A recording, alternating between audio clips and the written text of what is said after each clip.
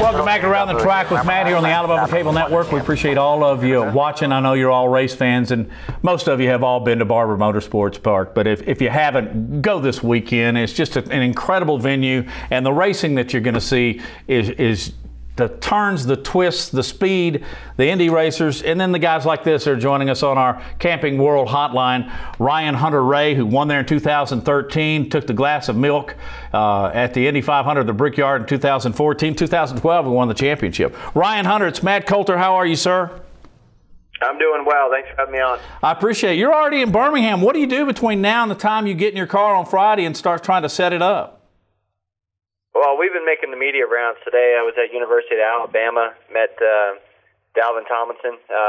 We did some promo there, and then I did some more promo with Honda, and just been making the media rounds, did some stuff at the track, and have some morning shows tomorrow before I get into meetings tomorrow afternoon in preparation for the Honda Indy Grand Prix of Alabama. Now, that's not your first trip to Tuscaloosa. You met and saw Deontay Wilder, the champion, heavyweight champion, and met with Nick Saban there before, have you not?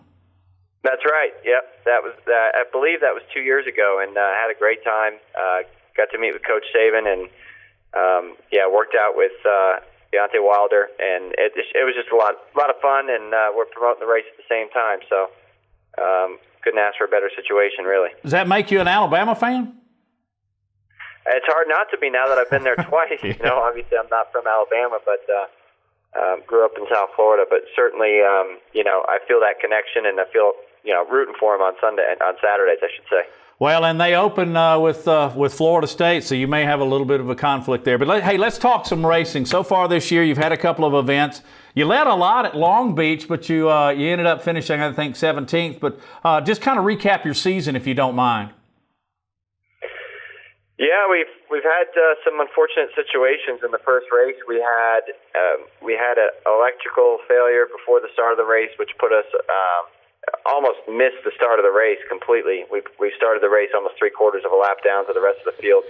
Ended up finishing that race in 4th, and then came back, through St. Pete. Resilient performance by the team to get back up there. But Long Beach had a great race going, leading the race. We came in a lap too early on fuel, and that put us second place. We were running second with 7 laps to go, chasing down Hinchcliffe, the leader.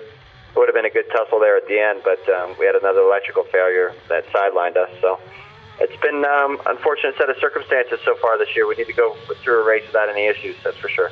Well, but you're 8th, so I guess it could be a lot worse, but I know you'd want it to be a lot better. But maybe it can be like a few years ago. You come to Barber Motorsports and you pick up a victory, and it really does kind of turn things around for you. Tell me what you like about Barber Motorsports. Barber Motorsports Park is it's unreal. I mean, there's no other venue like it in the world, really. It's an amazing track. It's done an incredible job, and it makes for a great show here. The Indy cars, we put on a great show here. A lot of passing, and there's on-track action the entire time throughout the weekend, so there's never a dull moment. Anytime we come off the track, there's some other series going on it. Got prototype cars out here, sports cars, you name it. So it's a great weekend, fan-friendly, family-friendly, too, and great thing about Verizon IndyCar Series is how accessible it is. You can come down, get close to the cars and the drivers in the paddock. There's no real barriers when it comes to that. When you first pulled into that facility, did you kind of go, wow, this is in Alabama?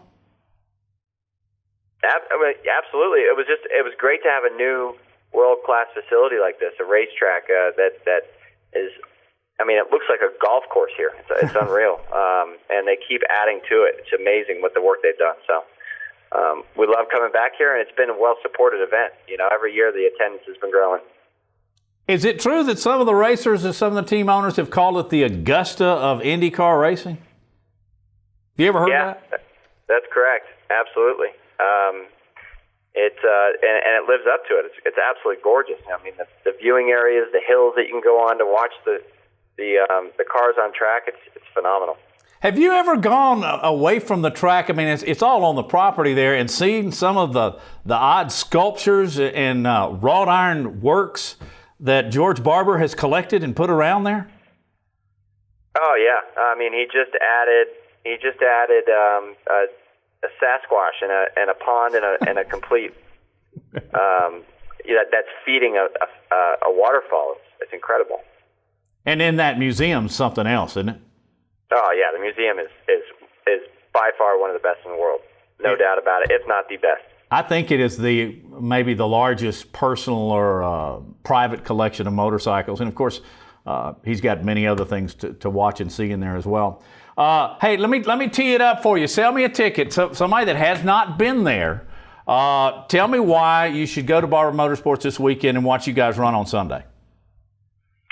Because it's action-packed racing. Like I said, there's nonstop on-track action. So when the Indy cars are not on track, you're watching other types of races. And really, it's how accessible the series is. You can get down in the paddock, right next to the cars, right next to the drivers, talk to the drivers. It really is fantastic that way. You feel like you're part of the event. And there's plenty of things to do here.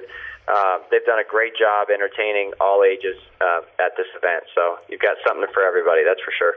When you won here a few years ago, you started on the pole. I think you led 53 of the 90 laps.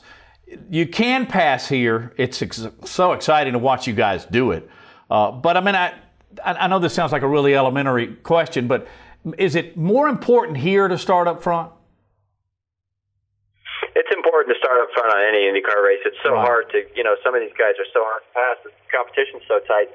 But, once the tires start to wear and things settle in, you get a lot of action. You get a lot of passing. So it's not really, it's not crucial, but it definitely helps, It makes it so you have less of a hole to climb out of. Now, you said you got meetings tomorrow, and then you guys will actually start practices on Friday. Is that the kind of things that you're talking about, how to set up? Or are you going through with your crew chief and your crew members where you need the car to be tighter or loose? Is that the kind of stuff you do before you get in the car? Yeah, it's a situation where we go through an hour meeting with Honda on different engine settings. We go through Firestone, the tires. We go through all of our setups, our historical data, and we try and put everything together to maximize the relatively short amount of time we have on the track. I mean, we always want more, but we have a couple hours on Friday, a couple hours on track on Saturday, and then we go racing. I would be remiss if I didn't ask you how big a moment 2014 was for you. I mean, that every racer on the planet wants to win at the Brickyard. Just go through it with me a little bit, Ryan Hunter-Reay, and tell me how special that day was for you. Yeah, I mean, I couldn't even put it in words. It's lifetime achievement, career-long, lifelong, work ethic that's been applied and accumulates and culminates in that. I mean, it's amazing, the feeling. And if you haven't seen the end of the 2014 Indy 500, go on and YouTube that, and it'll be one of the best race finishes you've ever seen. I guarantee it. Second closest finish in the history of the track. So that'll tell you we're looking at it right now. This is just a candid question. How does milk work out? I mean, I know why, because it's a dairy state and all that kind of stuff, but I guess it wouldn't have mattered if it'd been muddy water. You win the Indy 500, you'll kind of drink what they give you, huh? No, in 1932, it became a tradition. The winner requested a bottle of milk.